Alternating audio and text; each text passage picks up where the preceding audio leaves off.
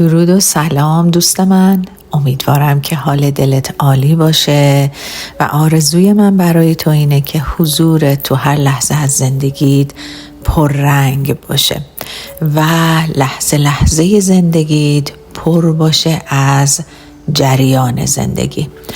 امروز میخوام راجع به لیاقت یا موضوع اصرار برای داشتن و حس کمبود صحبت کنم. توی دنیایی که ما زندگی میکنیم خیلی از موضوعات و خیلی از قوانین بازی زندگی گفته نشده تو هیچ کلاسی، تو هیچ جایی و تو هیچ دانشگاهی متاسفانه. و شاید بعضی از ما اونقدر تلاش کردیم یا خوششانس بودیم که توی کتابی یا از دوستی این مطالب رو یاد گرفته باشیم.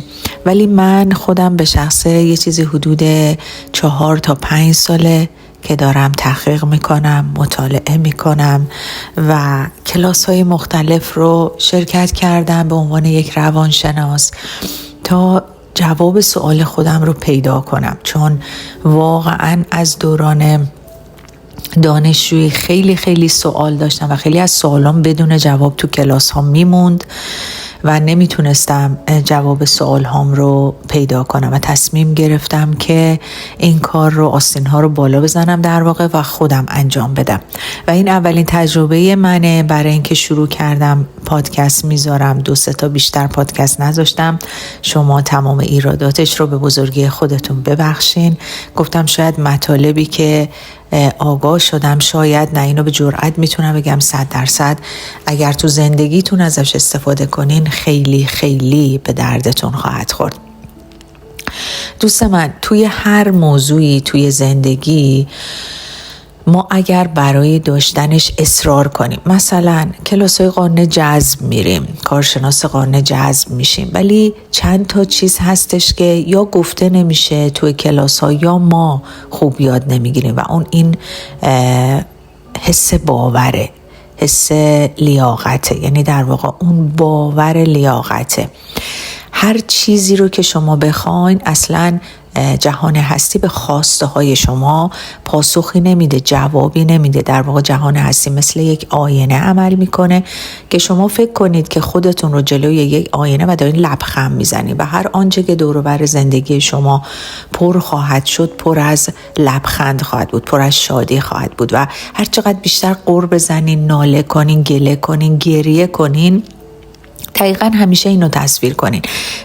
وقتی که دارین، تصور کنین وقتی دارین گریه میکنین، وقتی دارین ناله میکنین یا با یه دوستی دارین مدام راجع به مشکلاتتون صحبت میکنین، خودتون رو جلوی یک آینه ببینین که دارین قدرت و انرژی میدین به اون مشکلات تا چند برابر بشن و تو زندگی شما بولتر و پررنگتر بشن.